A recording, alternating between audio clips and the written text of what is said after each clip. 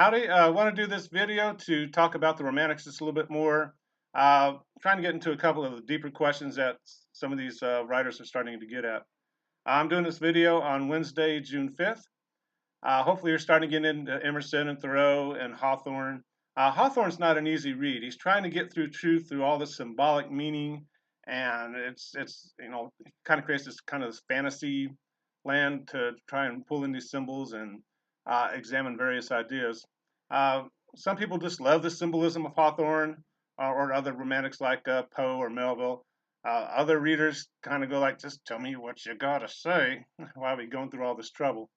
Um, on the more philosophical side, I want to kind of talk about a couple of ideas. You got to notice with the Romantics, we're still on the side of essentialism here. They're believing in truth and reality, but they're seeing it coming from a much different place. With Jefferson and Franklin, you kind of saw it coming from a rational, logical, reasonable approach to life and how to live it, and an appreciation of science and those kinds of things. And through rational conduct, you can have a good life, a productive, meaningful life. Uh, but you also notice with Franklin, a lot of his ideas are about being a productive citizen, right? Contributing to the greater whole. The Romantics have a much different type of view of where truth is coming from.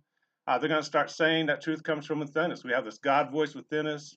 It gets corrupted by society and all the rules and all the tradition and stuff. That it just suppresses that godliness within the individual or that God voice within the individual, and it creates problems. That's why people are unhappy. They've sold their souls, so to speak, for what? I see Thoreau getting at what is society? Why do we do this? Um, but you'll see these guys asking some pretty serious questions. Thoreau, for example, likes to talk about morality and what kind of life are you starting to lead, particularly in a consumer capitalist kind of a culture that's starting to emerge during this time. A lot of concerns there. For example, Thoreau would say, "What are you doing with your life? Why are you going to college?" A lot of students say, "Well, I'm going to college so I can get a good job." And Thoreau say, "Well, why do you want a good job?" So I can get good stuff, nice stuff. I can get a nice house, a nice car.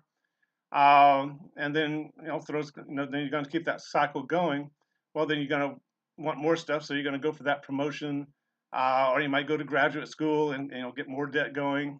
Keep in mind, you don't own your house or car. The bank loans you money for it, and you got to keep paying the bank with interest. And he's going to say, when you keep just getting this stuff and working your life away, then eventually you have kids, which brings a whole lot more stuff, endless amount of stuff sometimes. So you might have to buy a bigger house and more cars, and you're just working and working and working just to maintain all the stuff. Then you have to get storage buildings and all this other things, and your whole life just spent accumulating junk that depreciates the second you buy it, and that's what you're spending your life doing. And what Thoreau's going to start asking is, well, what wouldn't you do to keep that job, to maintain all this stuff? And keep all this stuff. And he kind of gets to the point, it's like there's probably not much you wouldn't do. You'd engage in unethical behavior. You'll pretty much sell your soul just to keep all this stuff. And, is that the kind of life you really want? It's a hard question. We've all known people who work jobs they hate and are afraid to lose jobs they hate, right? Maybe we've all been, many of us probably been there before, right?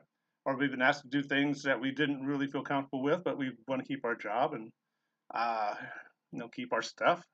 But what kind of person are you becoming when you start doing that?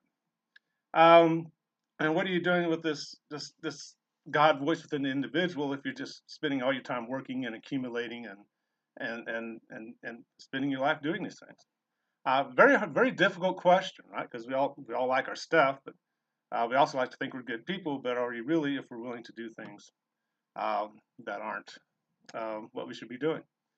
So yeah, tough questions. And Thoreau's, we don't get you're not going to get a major sense of satire from the excerpt we're reading, but he's also kind of poking fun at us a little bit, kind of saying, what are you doing? Why are you thinking this way? Why are you doing what you do? In a book like Walden, you get a sense of humor coming in a little bit more fully. But he's still asking some hard questions there. Another writer during this time, he wouldn't call himself a romantic, but Soren Kierkegaard, Danish philosopher writing during this time. kind of applying this idea to religion. Um, he's saying that religion has us handed down to us through tradition and all these practices and what we've been told is religion uh, may not be correct. It may be corrupt or whatever. But it's up to the individual to process this information internally and decide for himself, herself, for themselves, what truth is going to look like for them, what religion is going to look like for them. A very radical concept. That means we kind of create truth out of all this input we get from, religious texts or religious tradition, or just what we've been told religion is. Um, but he says this is really all we got is this internal. He called it a daemon, going back to Socrates, Daimon. But it's just kind of this internal voice that guides you through life and kind of helps you determine what truth is and helps you live by that truth. But it's very subjective. Each individual has to do this, and this is kind of what Kierkegaard was getting at. Very radical kind of idea, because if truth is only subjective and internal, it's going to be different for everybody, at least a little different, even for people sitting in the same pew in the same church. So very interesting. And his kind of point is like, it doesn't matter whether you agree with me. This is the only way we arrive at truth. This is all we got. Um, and one of his favorite stories to examine was the story of Abraham and Isaac from the Bible. If you'll remember, or maybe not, God asked Abraham to sacrifice his son Isaac. And he's going to basically stab him and set him on fire as a sacrifice. Very radical act for God to ask a human to do, a father to do. But Abraham goes along with it. He grabs a couple of servants. They go to this special place. He has the servants wait at the bottom of the mountain. He and Isaac go to the top, and he ties them down, and he's ready to plunge the knife into them. And it's only at the last minute where an angel calls out and says, "Whoa, dude, stop." That's enough. Um, and what Kierkegaard gets at is this idea that Abraham has arrived at a truth that's beyond tradition or legalities. That's this intensely internal understanding of what's expected of him from the deity, that he can't explain to anybody else. He never tells the servants what he's about to do because he knows they'll try to stop him, right? Just like if you saw me trying to kill my son, you'd stop me, I hope. So he's arrived at this intense uh, personal understanding of what truth is and how he has to act upon it that he could never explain to anybody else. Sacrificing your son is not part of any tradition or anything that would be considered legal. But we're supposed to take something away from the story even in modern times. So that's kind of what Kierkegaard kind of took from it. It's a very interesting, different way of looking at things. And most of us kind of believe in this. There's something inside me that speaks to me and tries to guide me through life.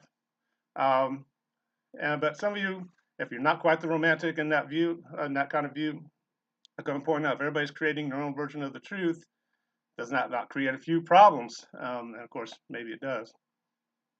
But hopefully that helps a little bit. Just kind of understand. They're getting into some very big questions. If you feel a little uncomfortable while reading some of it, that might be why. It's like I'm not used to thinking about things like this, or I don't like thinking about things like this. Thoreau in particular tends to bother me quite a bit, but I love to read them too. Keeps me on my toes. But hopefully that helps a little bit.